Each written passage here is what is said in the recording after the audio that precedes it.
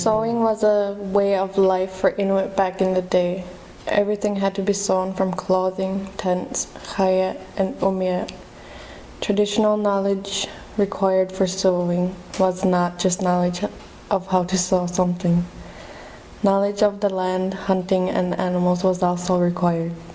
People would hunt for the animals and then use every bit of it for survival. For example, if they hunted caribou, they would use the bone to make sewing tools. The sinew was thread and the fur to make clothing and beds in the igloos. Without hunting, there would be no sewing, and without sewing, there would be no hunting, as hunters needed to be protected from the elements. Sewing remains as an important part of Inuit culture in Nunatsiavut and throughout Inuit Nunanga. People had to learn to sew as soon as they could. People learned by watching their mothers and by making dolls' clothes. Both men and women needed to know how to sew, but it was mostly done by women.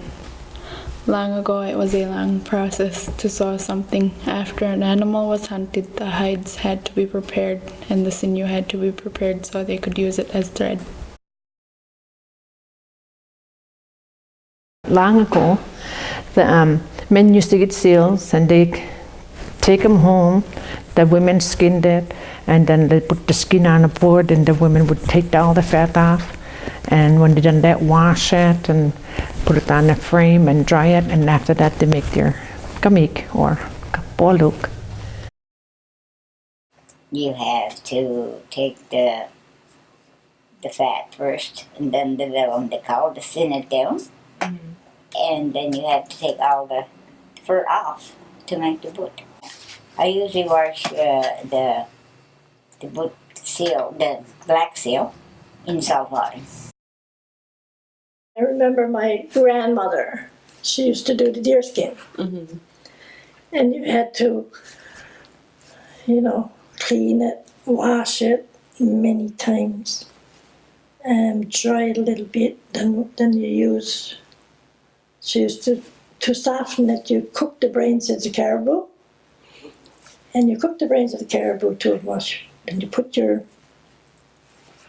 hide in there, that soften it up and pressed it down with I don't know what she called it, but it was kind of a stick.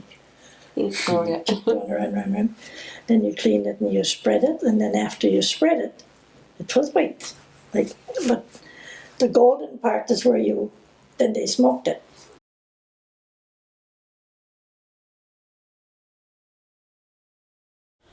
Tools are an important part of sewing. Long ago, many different tools were needed to complete one project. The tools were made from bone, antler, wood, and stone. Today, tools are sturdier and mainly made of metal. Needle, mikotik.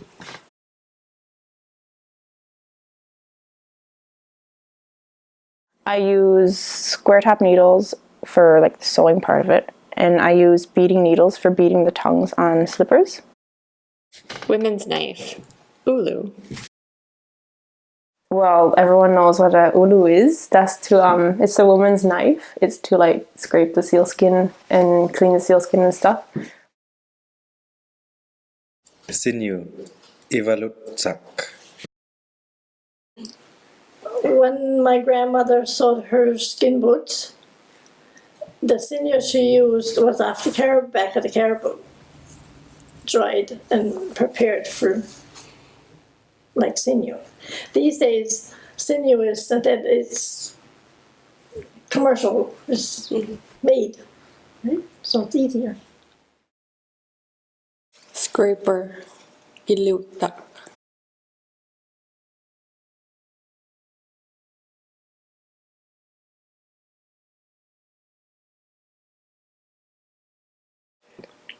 Boot softener, dasikutik. When I was a young girl, my sister and I had to chew my mother's sealskin for her to sew the kamik, because she didn't have no teeth to make the things soft. So me and my sister had to chew the sealskin to make it soft for her to sew.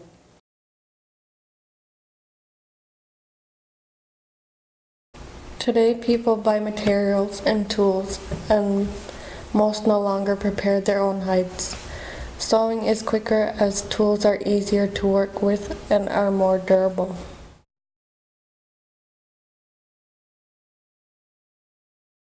I was always interested in sewing. It's something that I find that if I saw it, I relaxed. I was a little bit of a hyper kid, so it made me sit down for a little bit. It taught me patience.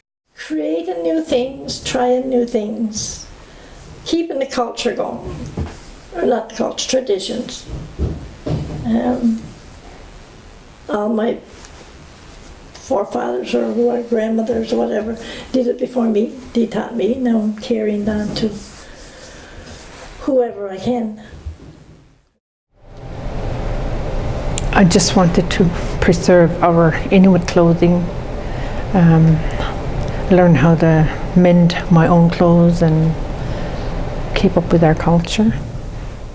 My nan sews, and I just wanted to like carry that tradition on because like it's in my family, and not many young people today sew, and like especially like sew and like sell products and like do it like for a hobby, and yeah, I just wanted to keep the tradition alive.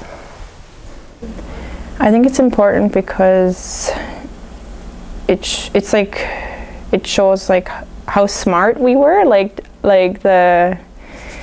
all the clothing we wear like going out on the land like to keep us warm. Like sealskin boots are waterproof, like the waterproof stitch. Although people no longer need to sew for survival, they sew to keep Inuit traditions alive. Sewing is taught in school and in various programs within the community. Inuit like to share and pass on their knowledge to others, but they dislike it when non-Inuit use their patterns for a profit. Remember when you are buying crafts made from Inuit designs to make sure you are supporting Inuit designers. Supporting indigenous crafts helps us maintain our traditions and culture.